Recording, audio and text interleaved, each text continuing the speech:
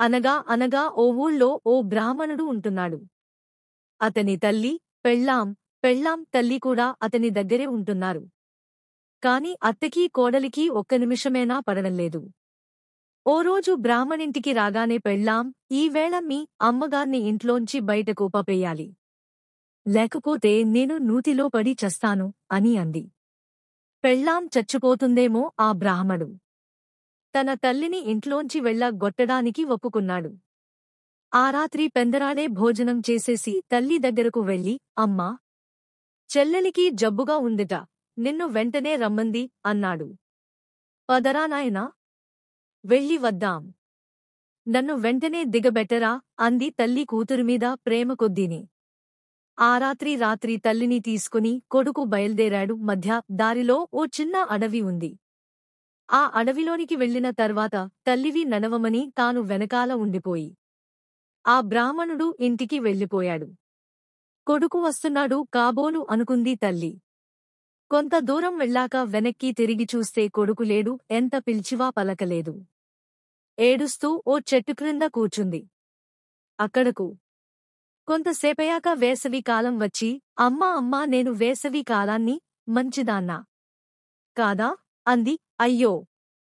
నీవు మంచిదానవే అమ్మా!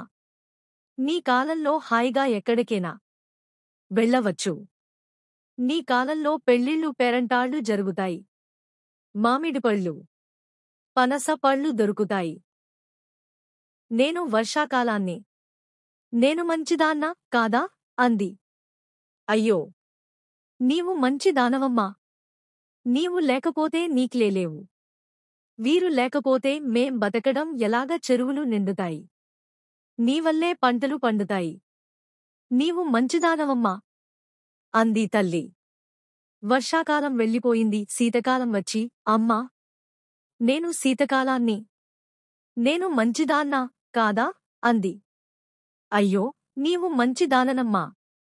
నీ కాలంలో హాయిగా నిద్రపోవచ్చు. జామిపళ్ళు, సీతాఫలపు పళ్ళు వస్తాయి. నీవు మంచిదానవమ్మా! అంది తల్లి.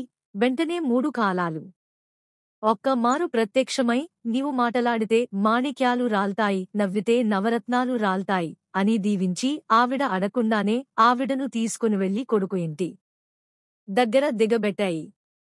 తెల్లవారగానే కొడుకు, కోడలు వాకిట్లోకి వచ్చి ఈవిడను చూచి నిర్ఘాంతపోయారు. ఎలా వచ్చారు అత్తయ్యా అంటూ ప్రేమ ఉన్నదానిలా అడిగింది కోడలు. ఏదో మాట్లాడింది అత్త. మాణిక్యాలు రాలాయి. కోడలు ఆశ్చర్యపడి మాణిక్యాలు ఏరుకుంటుంటే అత్త నవ్వింది. నవరత్నాలు రాలాయి. ఇంకా ఆశ్చర్యపడింది కోడలు. అప్పట్నించి అత్తగార్ని కొద్దిగా గౌరవించేది. కాని ఓ పెద్ద విచారం పట్టుకుంది కోడలికి. ఈరాలే రత్నాలు, మాణిక్యాలు మా అమ్మ నోటినుంచి రాలక ఆ అత్త నోటినుంచి రాల్తున్నాయి. మా అమ్మను కూడా ఇలా చెయ్యాలి అనుకుంది. వెంటనే మొగుణ్ణి పిలిచి తన తల్లిని కూడా అడవిలో వదిలేసి రమ్మంది.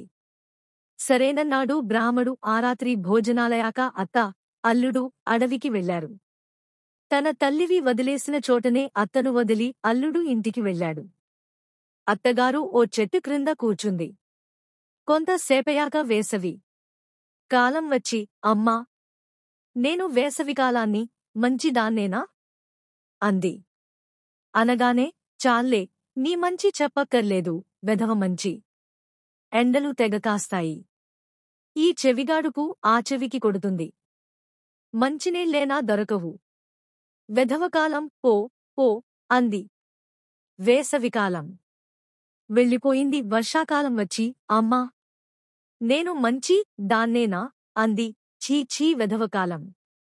వర్షాలు పట్టుకుంటే వదలవు, జారు, బురద, మడిబట్టేనా ఆరదు. ఓ ఊరు వెడదామంటే లేదు అంది. వర్షాకాలం వెళ్ళిపోయింది.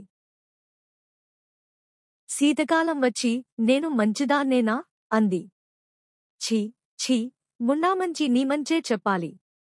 వెధవచలి ఎంతకూ వదల్దు.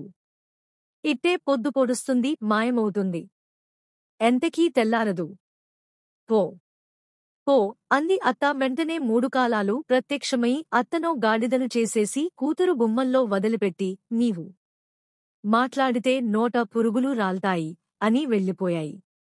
తెల్లవార్లు నిద్దరేనా పట్టక ఎప్పుడు అమ్మ వస్తుందా, ఎప్పుడు రత్నాలు రాల్తాయా అని చూస్తుంది. బ్రాహ్మడి పెళ్ళాం లేవగానే గుమ్మంలో గాడిద. ఇదేమిటి గాడిదలా వచ్చిందనుకుంటుండగానే ఆ గాడిద రూపంలో ఉన్న ఆమె తల్లి జరిగిన సంగతంతా చెప్పింది.